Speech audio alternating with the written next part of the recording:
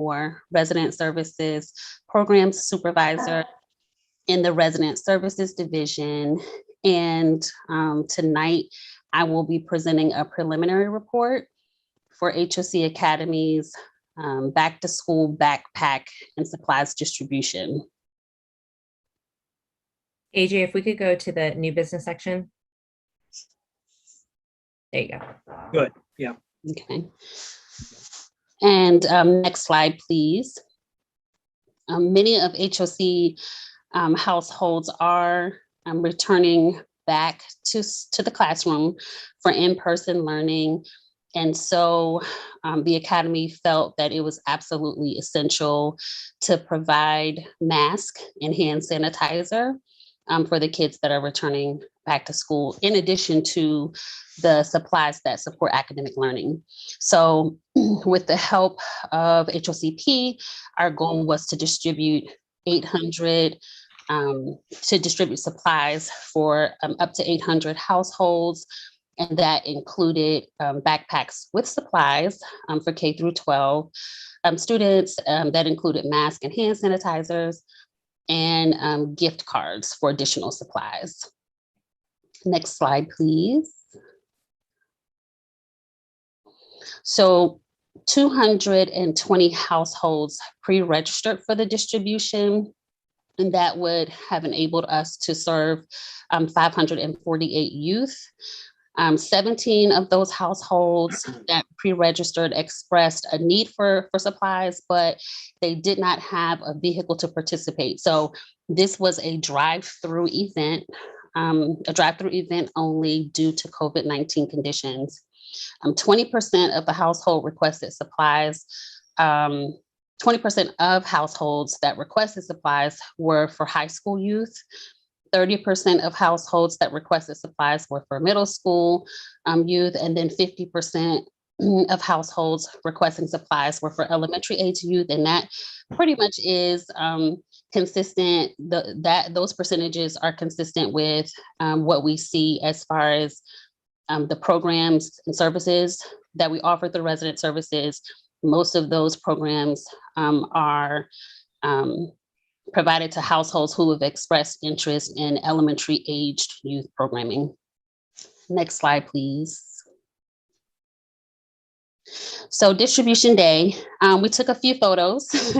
We were very cautious about photos during this event because it was a drive-through event and it did not require a media release per se, but we did take a few photos. We had a very small team of 8, and that was more than enough to provide the distribution for that day. It was on August the 19th from 4 p.m. to 7 p.m. at our East Deer Park location.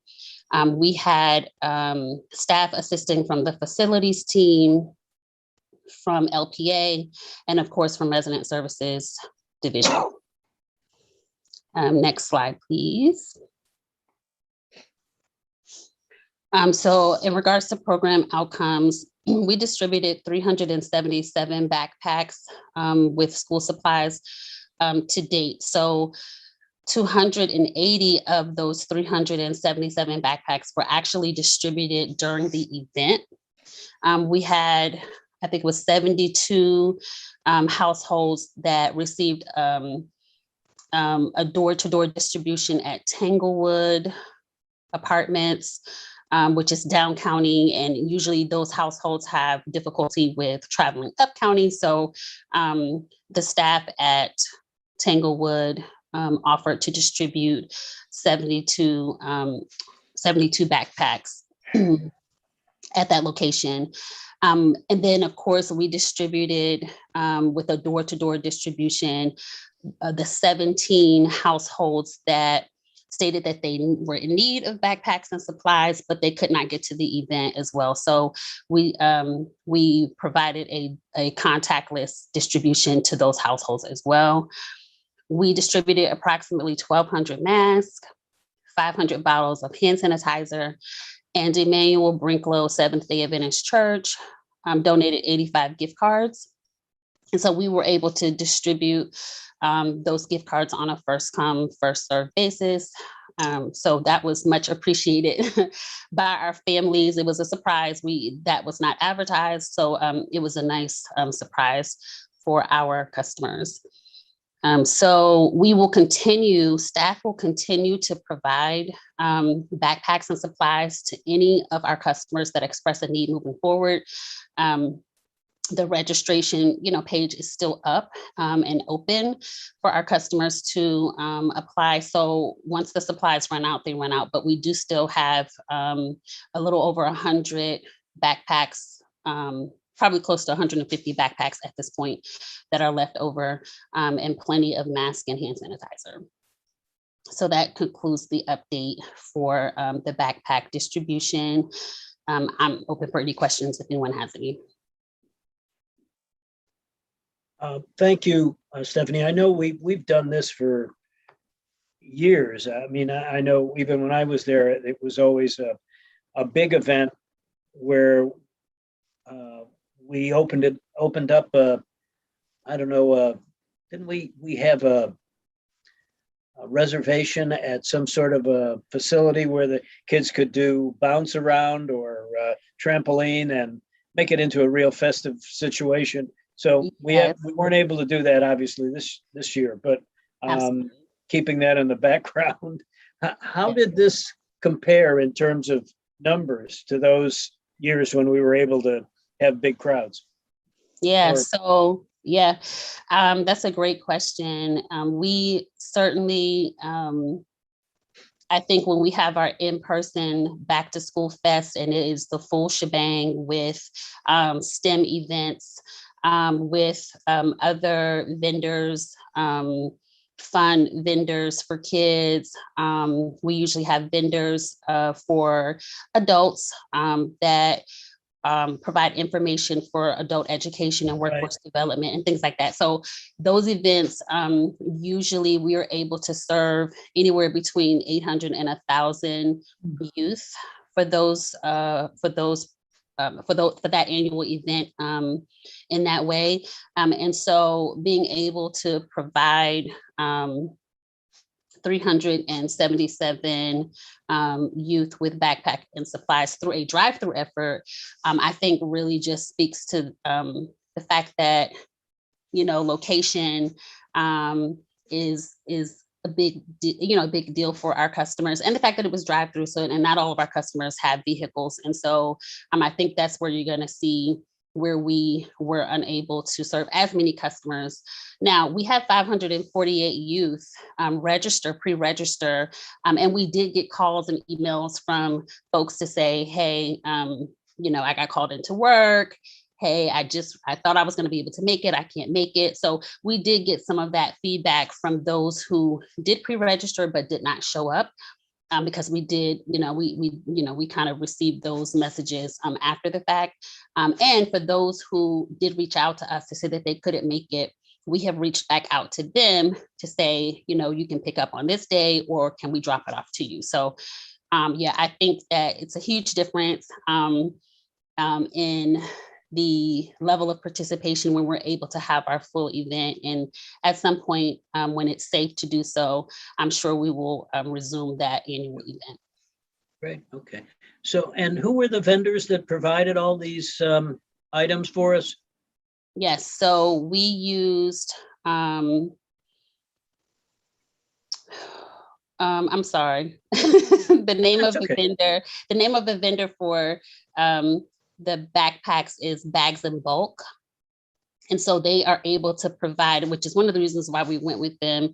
It was cost effective, but they're also able to provide backpacks with supplies in a sealed package for us. So our staff did not have to pack any bags or touch any supplies. Everything was prepackaged and sealed. So we went with Bags in Bulk for that. And then the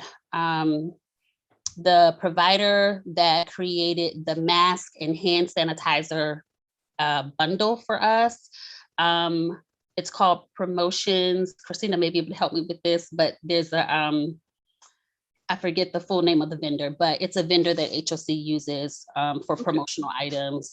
And then, of course, we had Emmanuel Brinklow, who is a partner service provider for for about 15 years to HOC. They've always been an intricate part in the backpack distribution.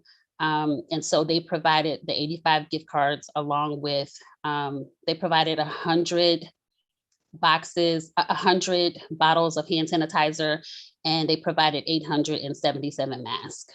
Oh, well, okay. All right. Okay, great. Anybody else have any questions or comments on the program? I mean, it's unfortunate we weren't able to, do some of the bigger things and bigger events that we've had. But we'll get back to that. And at least we distributed a good chunk of them to some of our families. But if anybody has any comments, now's the time to do it. Just thank you, Stephanie, for your work and your team's work on that. It looks, it's a great success, and we appreciate your effort. Yeah. Thank you. Thank you. Yeah, it's a lot of effort to put all those materials together and just organize it so that people know they have to get there. So thank you. That's good. So no problem. Okay. All right. So we'll move on to the next item on the agenda unless anybody has any further comments. So okay. And this is more of the HOC Academy business incubation information and offer a request for funding from us. So Christina, who's going to provide this background for us? I believe Stephanie and John will be. Oh, okay. Good. This. Yep. Okay. Okay. So the Academy, the Adult Education Workforce Development program under HOC Academy is requesting $30,000 to continue to provide small business development opportunities for our customers. This funding will allow us to provide 4 additional cohorts of the 10-week small business strategy course, which HOCP has funded in the past. And currently we have a cohort that is running. There are, I believe it's 8 that are currently in that cohort right now. And so this funding, again, will allow us to offer 4 additional cohorts during this fiscal year. It will also allow us to provide monthly training and webinars on various topics that will be useful for small business owners. This funding will also allow us to provide small business certification and legalization assistance as well for those who have a business, but it is not yet legalized. Yep, and it's the 10-week strategy course, small business strategy course, focuses on helping customers, develop a business plan. And there are different sessions that talk about business structure and how to certify your business. And there's just a bunch of things that they work through to prepare a business owner or potential business owner for the success of their business.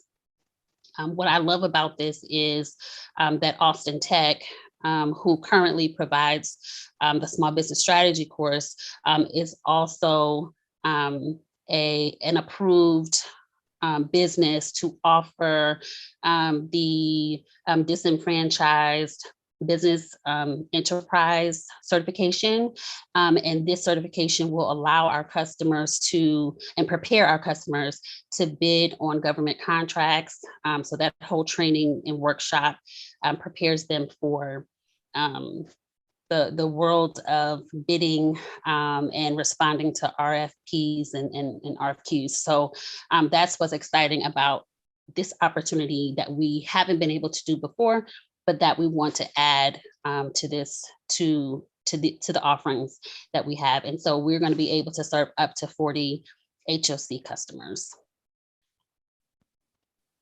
This is terrific. It's stuff that we've done before, as I recall it, Stephanie, but do we have experience? I mean, you mentioned that, is it Austin Tech is running the program currently?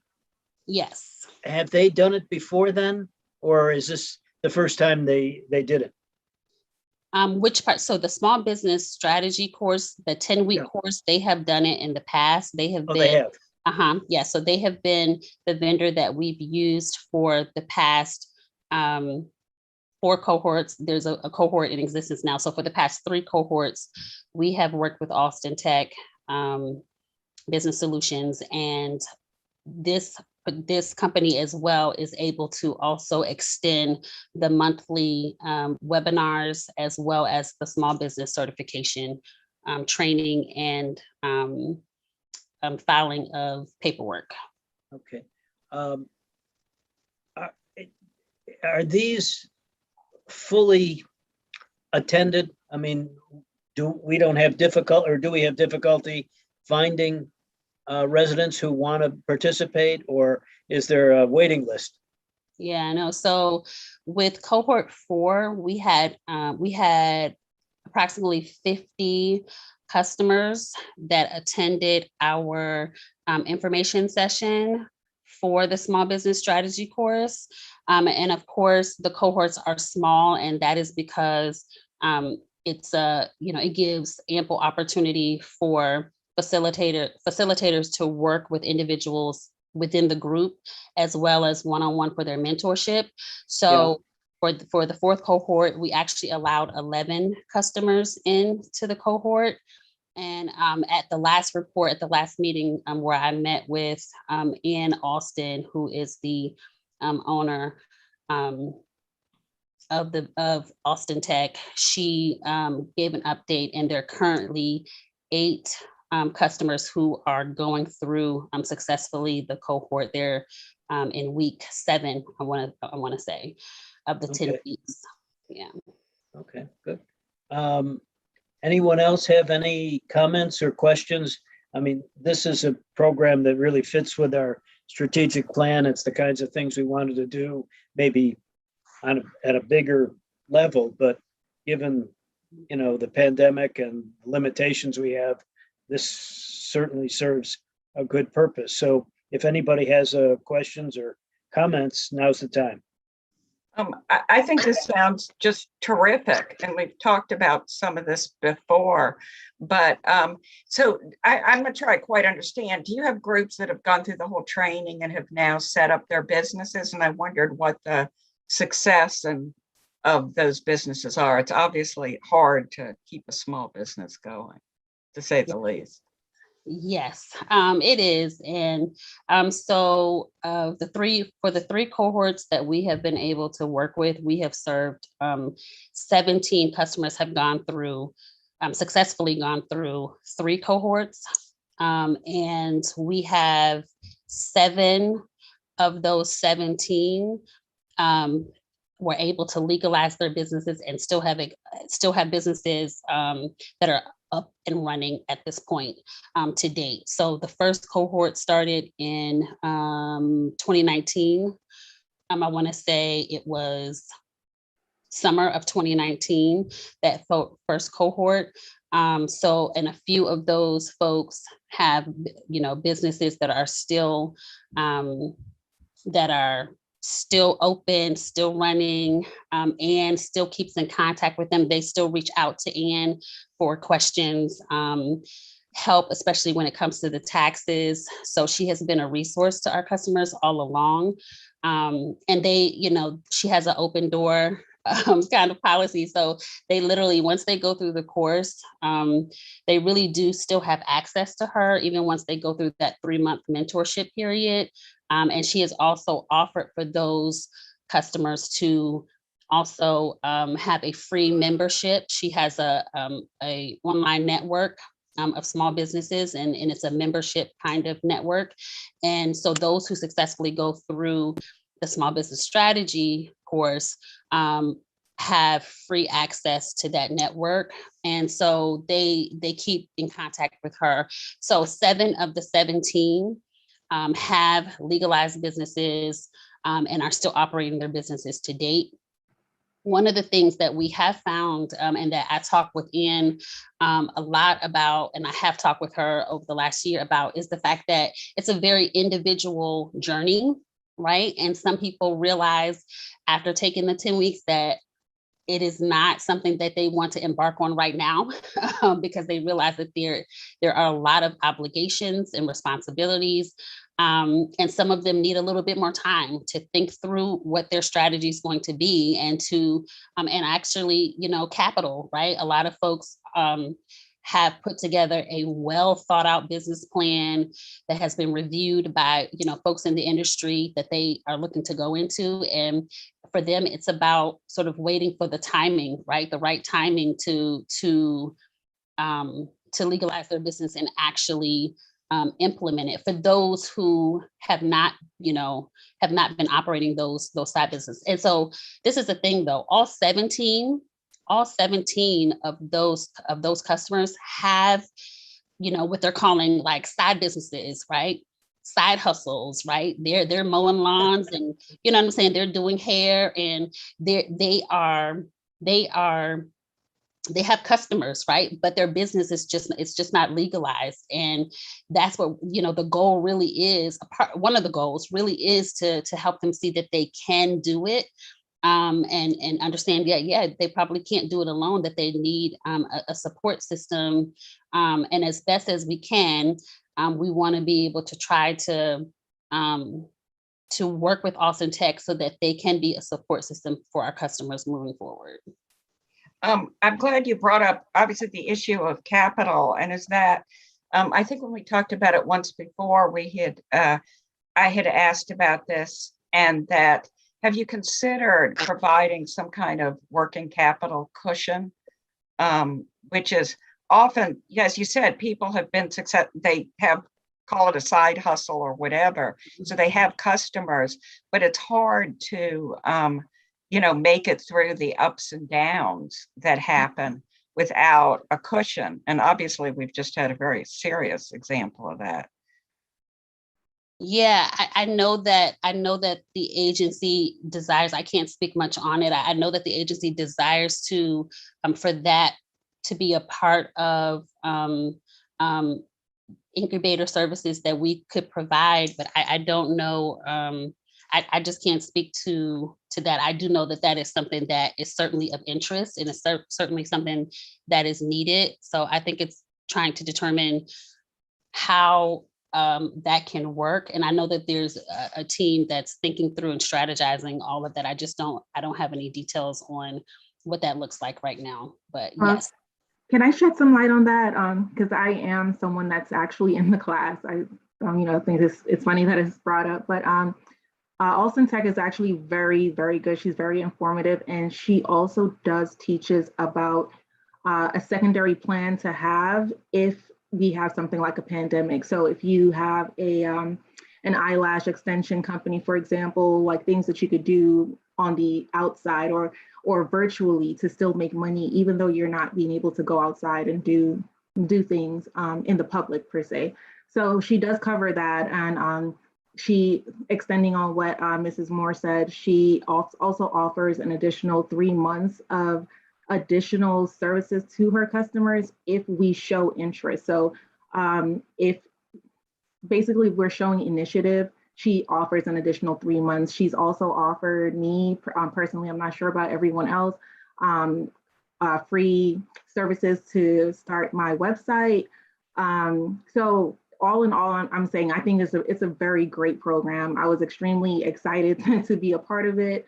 I was one that was selected because there was a waiting list, as someone did ask that question before, and they were only letting a certain amount of customers in. And thankfully, I was one of them.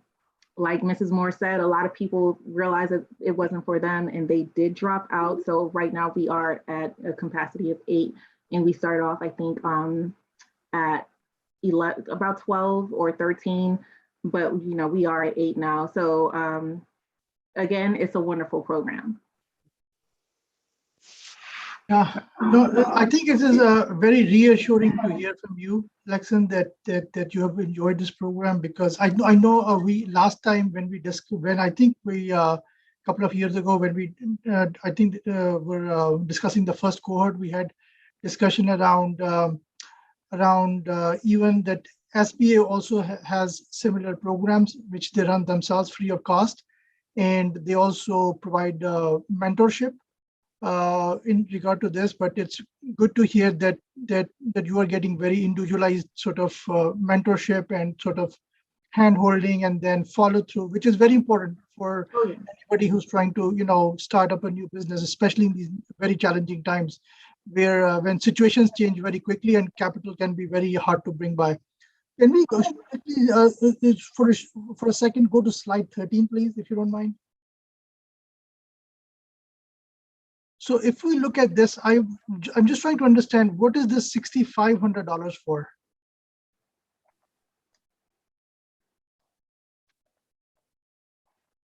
So the $6,500 is for, so the legalization fees, based on our experience with the number of folks that go through the course versus the number of folks that are ready to legalize within that 3-month extension. So 10 weeks and then 3 months of mentorship. Through that process, we determined that probably half of the students, up to half of the students would request legalization assistance. So that's $250 for up to 20 participants. And then the small business certification, that is the disenfranchised business enterprise certification, and or the minority woman certification. Any of those certifications that someone would want to go through the workshops and then actually file paperwork for. We held that for about 15 of those students who would be eligible, and that's at $100 per person. So all that calculation is the $6,500. Got it. So Got it. go ahead. I think last time when we did have the discussion, and if my memory serves me well, is that we also, I think maybe I was confusing it. This was the amount that we had assigned to help these participants set up their businesses, like an LLC or an S corp or a C corp. So I think I thought that was the discharge. Yes. So a part of it is yes. So when I say so when it just says legalization fees, so that is right for any business structure, and we recognize that. So for LLC, that's that $250 could go a long way, and we know that those who are working to have a nonprofit or something like that of course the $250 won't cover all of it, but it's certainly a help to get them to at least file the paperwork. There's a bunch of stuff that happens in between that they may have to invest in, but as far as filing fees are concerned, that's what that $250 is for. Yeah. Right. No, thank you for the clarification. And I think one last question for you is that, so of the 40 participants that start to think about enrolling in this program, is there a way to maybe vet the 10 or 15 who are really interested, and then rather than having 40 students to enroll, we vet the 10 or 15 or maybe 20 which are more interested, and also offer them a seed capital of $1,500 or $2,000 to take care of their tax returns for the first year, take care of something else for the first year, and sort of match the seed capital that they're putting into. So I think that would sort of filter out people who are not very interested in the program, but we consume the $750 fees right away just because these participants came in for the first 3 days and then they say, oh, this is not for me. So I think if there is a vetting sort of a process, I think that would really help the serious participants benefit from this program. Yes, so I know that what you're talking about certainly is in the plans and would be a part of the plan as it relates to the business incubator services. So, because I want to make that distinction. So what we're presenting for today is only a small sort of,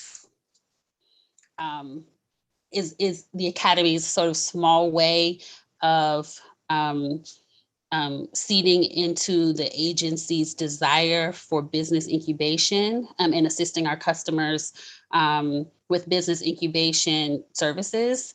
And we know that customers coming through the small business strategy course would make great candidates for business incubation services, but it's certainly, from what I can say right now, it's definitely two separate things. And I know, again, I can't speak on it much at all, but I just do know that that there is a team that's working to discuss all things related to the actual business incubator services, which will afford, I'm sure, some of those things that you're speaking of.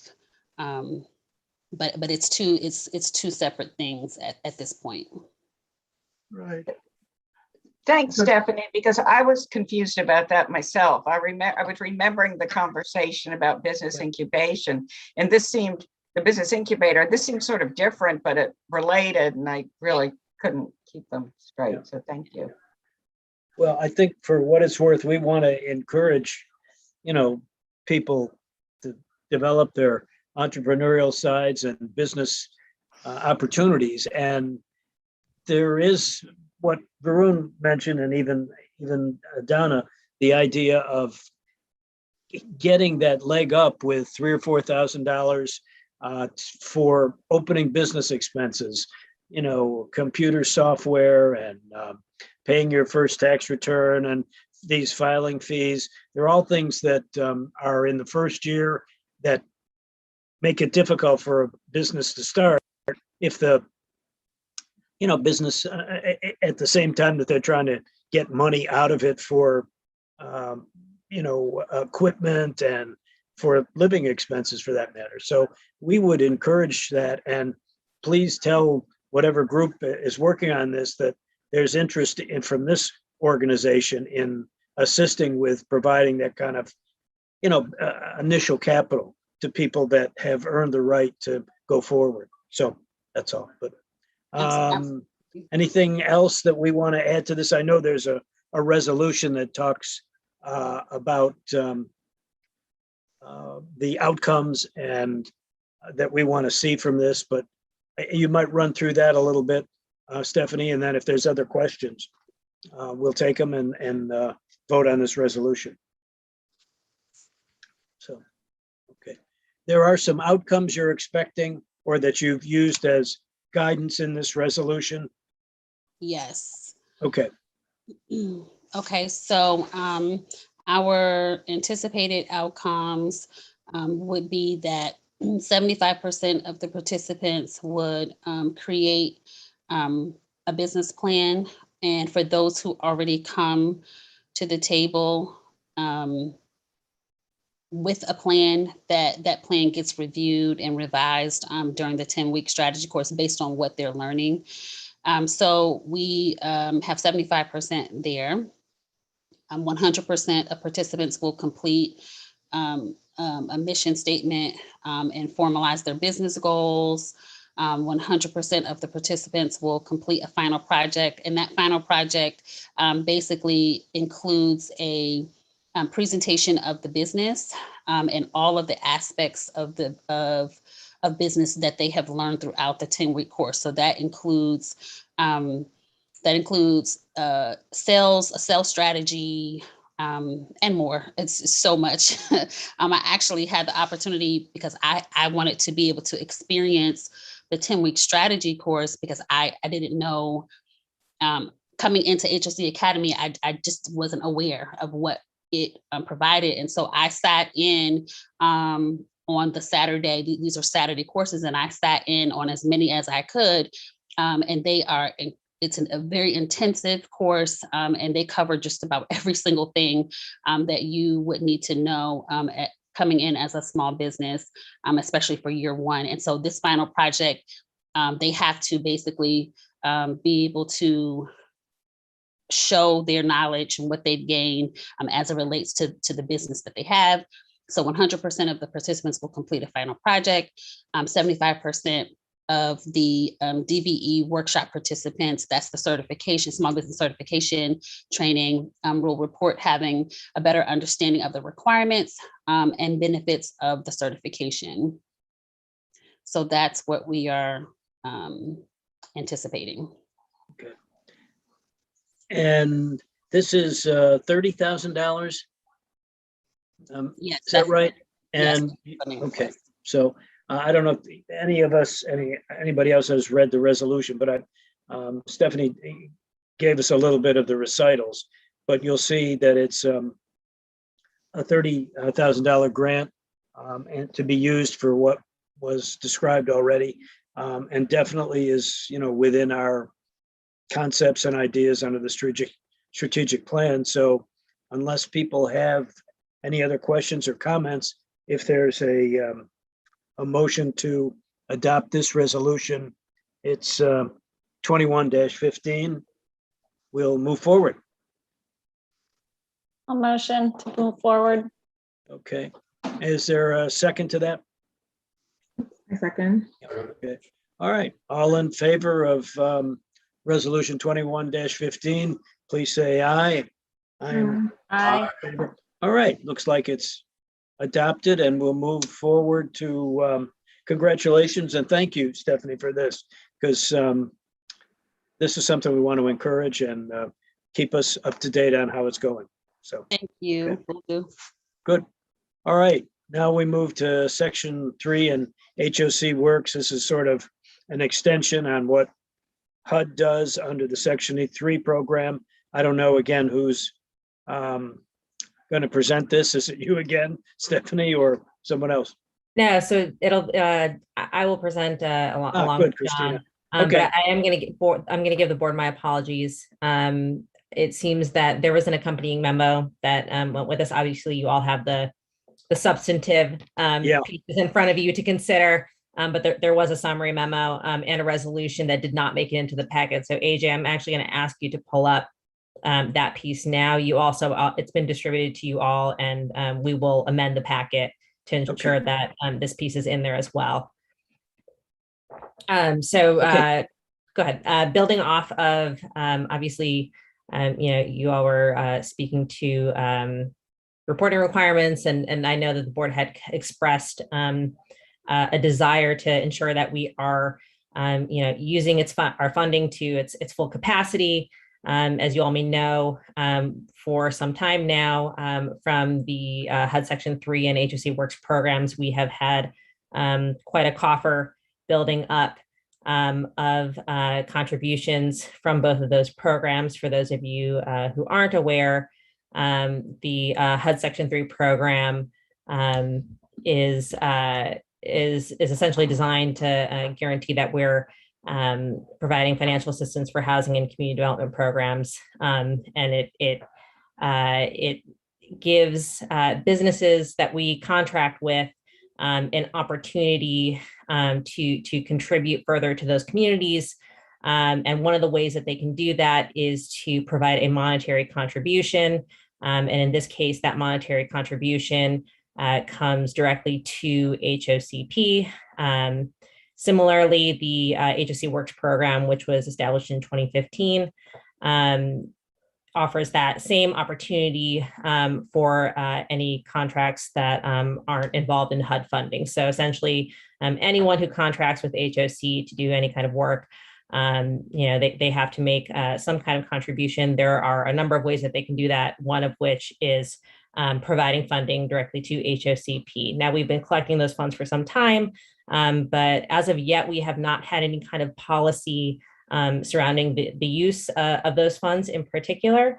And so staff has drafted a policy around the use of those funds. And in considering that this board has made known that they want to focus a lot more on reporting requirements and following up on how those funds are being used, and the success of and outcomes that customers are experiencing. We wanted to make sure that we were considerate of that and built a policy that ensured that anyone who applies for these Section 3 or HOC Works funds has certain reporting requirements and will have to use those funds for certain types of activities. Okay, good. So this, yeah, go ahead. No, go ahead, Ken. Well, this actually just builds on what Section 3 does, right, and makes it applicable to just about any sort of contract on an HOC property or with HOC. Right. So it will. So section HOC Works already does that. Has been doing that.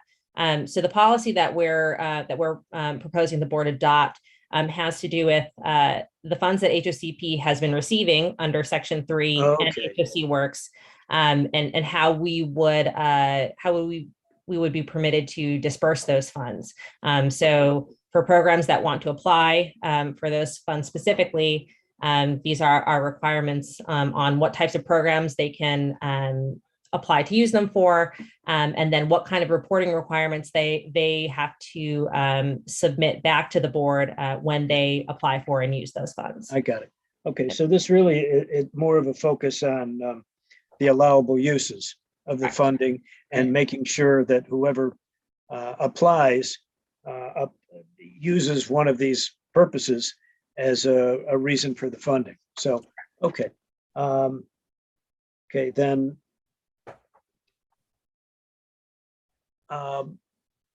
we've already got this going with HOC Academy, but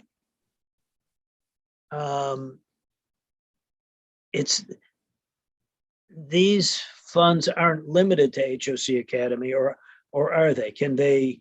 I don't know if there's somebody else that provides similar activities or services. If they came in, would you consider those?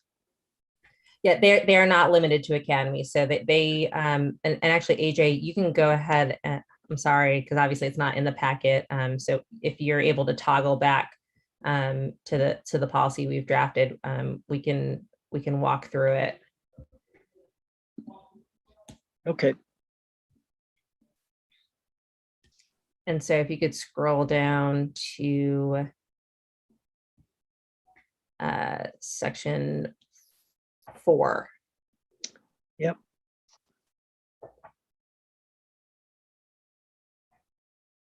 It's going to be use of Section 3 and HOC Works funds.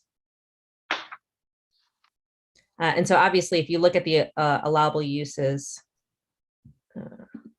Yep, I see it. So if you look at the allowable uses there, yes, obviously a lot of these are already being undertaken by Academy, but there are other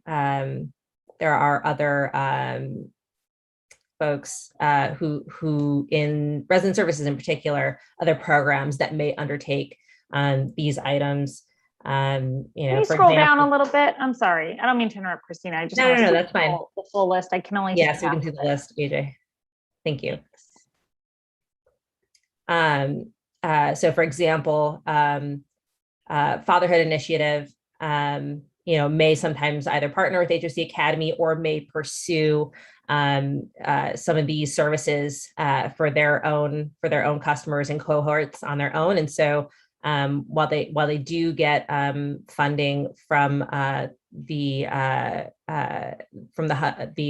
national program that they are a part of, would they want to expand some of that work, particularly because they are working with folks outside of direct HOC customers, but also folks on our wait list.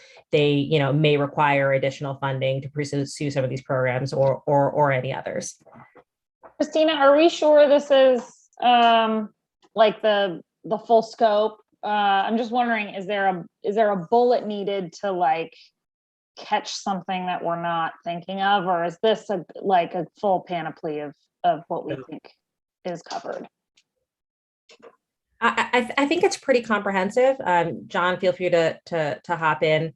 So he did most of the work in researching and drafting. And we did also run this by our compliance folks just to make sure that anything that would need to be covered in this would be applied if there were any requirements or specifically around Section 3. Obviously, HOC Works is our own in-house policy.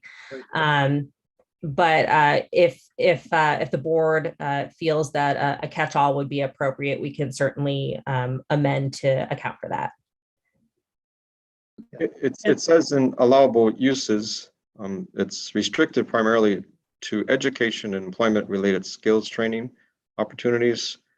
And the list that we gave, it's not right. limited. It's Yeah, I'm not seeing that now. exclusive. Yeah, thank you, Yeah. John, for pointing that out. Okay. Okay, yeah, but are not limited to. Good. Ultimately, Section 3, the spirit of Section 3 is to provide employment opportunities to low-income families. So since Section 3 is designed in such a way to encourage contractors to provide actual employment, hiring, or even on-the-job training, or even mentorships, we concluded that if they can't provide any of those items, then the funding or the donations that they would make would be limited to the same spirit. So, so that's why we are proposing that the allowable uses be open to anything related to education, employment-related skills training, and that would include small business development. You know, earlier you're discussing the possibility of establishing some startup funds for small businesses that successfully go through our trainings and then ultimately actively and successfully participate in the small business incubation program, which will be launched sometime in the near future. So, you know, these funds, I think we would be eligible to be used for such purposes. Yeah, I was going to say, it looks like a perfect match with the last item on this list, development grants, loans, and other types of support. Yeah, the capitalization of businesses. There's a lot of breadth here in the language, and that's fine. I know it's definitely something we want to encourage. So, Christina, actually, money is coming, or maybe it hasn't started coming from contractors to money is here. Money is here. Okay. We have, so in the fund, I think at the end of, and John may have a further update, but I know at the end of fiscal year 21, we had over $115,000. Wow. Oh, okay. It just in that line item. And obviously, as you know, HOC continues to develop and to do business and procure, that, you know, those funds will likely continue to come in the event that contractors choose the donation option. So. Right. Yeah. Yeah, I just want to add that that is a requirement in all of our procurement. So we're expecting to see more funds flow in because of those contracts. Good. That's great. Can I just? Oh, go ahead. I'm sorry, can I just ask, so were you envisioning this also as some things that outside organizations would do on behalf of, you know, for HOC customers? In other words, you would bring in contractors to do some of these skill building or workforce development and so forth? Well, I mean, you know, John or Stephanie might be able to speak to this, but typically that's kind of how it already happens. So you'll typically have resident services, mostly resident services, that will be either building these programs or will be seeking these outside contractors to head up these programs that serve HOC customers. So it's not often that we're necessarily running these ourselves. We're typically contracting out. But they are coordinating that through HOC staff. And they would apply for funding here. Correct. Okay.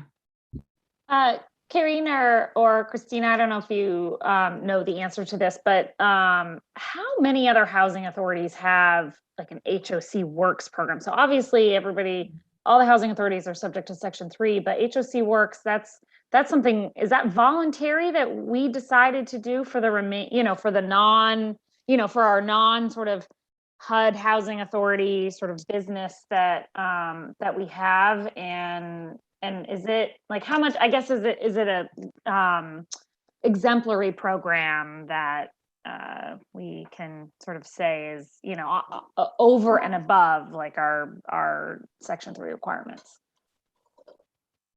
So I can't really speak to how many have something like HSC Works, but because only federal funds require Section 3. I suppose a lot of transactions that we're involved with, a lot of contracts, just kind of get away with doing nothing because it's not required because of the funding Section 3, source. right. And so this was the former executive director Stacy's way of forcing people that we do business with to give a little bit back to the communities that we're working in. I think it's great. I think it's great. And I don't remember hearing about other housing authorities that had said, you know what, we're going to extend, the Section 3 stuff beyond the sort of what's required. For sure. It was Stacy's brainchild because, for the reason I just stated, we were letting large contracts with very many vendors all over the place, and they just got away with just walking away, benefiting and not giving back. And this was his way of forcing that to happen. So it's a terrific outcome for us. Love it. Yeah. Thank you. Thanks for that. Very good. Yeah, good. Do you have a resolution attached, Christina, to what was the addendum? Yes, AJ, are you Okay. able to toggle back? Okay. Before you get to the resolution, and I reviewed this before it went out, and it didn't occur to me. Perhaps what might be helpful is who can apply. I mean, it states all the uses or allowable uses, but it just dawned on me that we didn't include a section on who can apply, and perhaps that will be helpful to, folks that are looking at this and they're watching this. Who might have an interest in providing some kind of service to HOC, and if there's access to a little bit of funding to help, perhaps that could be useful information that we can add to this. I don't know what your thoughts. We can certainly do that. So, as I mentioned before, typically with all the programming, any requests that come to HOCP, while they are outside contractors that are providing the services, they're typically coordinated through resident services. And so they kind of end up being the impetus for that. But if the board has a desire to open that up so that contractors sort of outside of that scope could make proposals to HOC staff for providing services, that could be something that we could incorporate. Well, how are these contractors procured? Is it through our standard procurement process or HOC's procurement process, or is this because it's sort of a voluntary function handled some other way? Do you know offhand?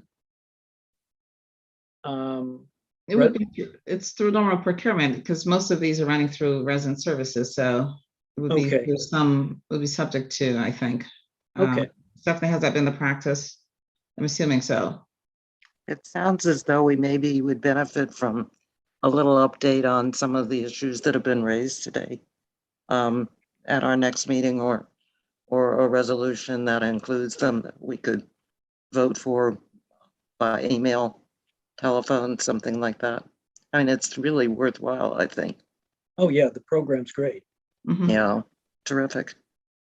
I don't know that we can do it by email under the current requirements, but we could bring it back, or we could create a special session as well. Yeah, we could do a special session, or if necessary for this, or we could adopt this and amend it to include those names at a subsequent meeting. Not names of individual people, but individual expertise. I'm assuming is what we're talking about. Okay.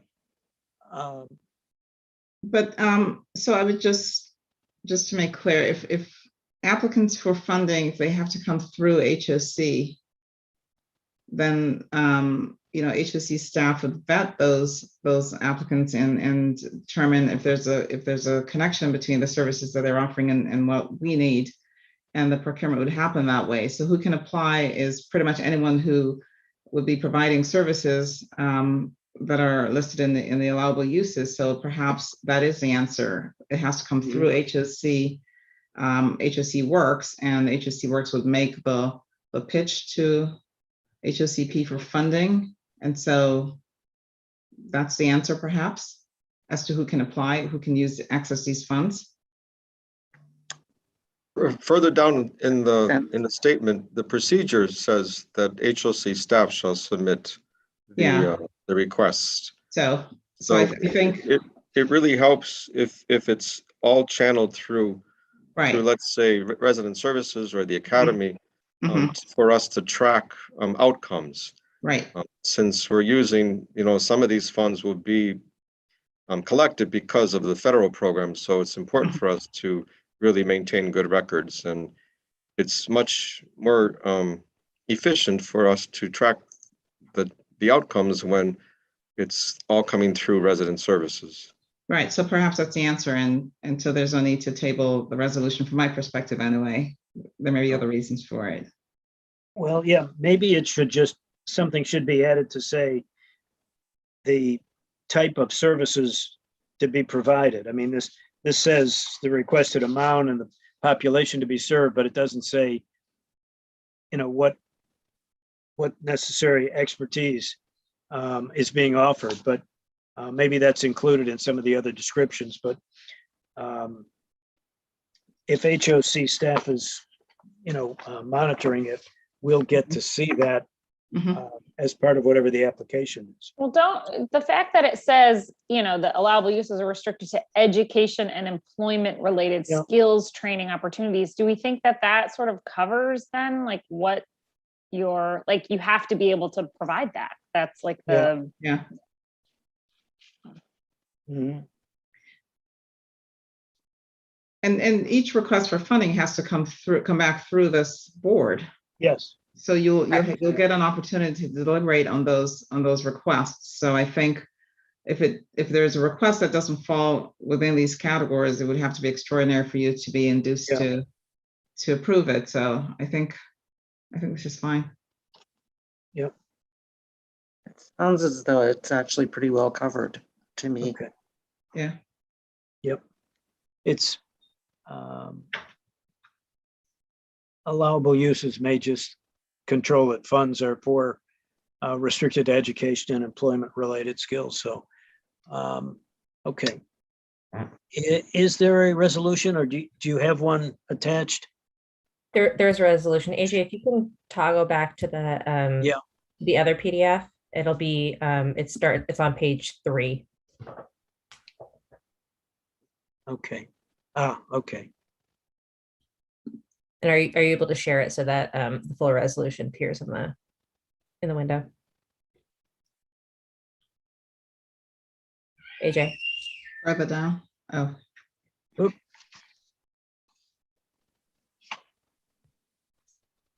I lost it, but there we go. If you're able to zoom out just so they can see the full. Okay. There we go. Yeah.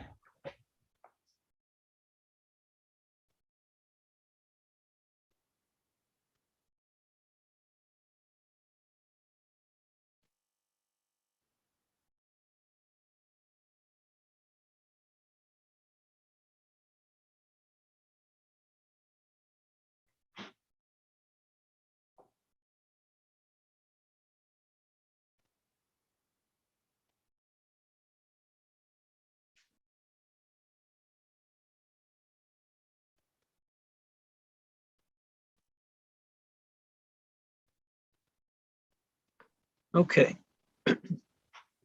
So this is definitely just adoption of the policy that's been presented to us. And individual requests will come to us from time to time, right, for use of the funds. Okay. If everybody's had a chance to look through this, unless there's any changes or additions to it, is there a motion to adopt? Is it 2116? Resolution 2116, is that right, Christina? AJ, are you able to scroll up? I think so. Yeah. I think it's 2116. Yes, 2116. All right. Do we have a motion to adopt? Also move. Right, good. Is there a second? I'll second. All right, all in favor of this? Resolution 2116, say aye. Aye. And I think it's adopted.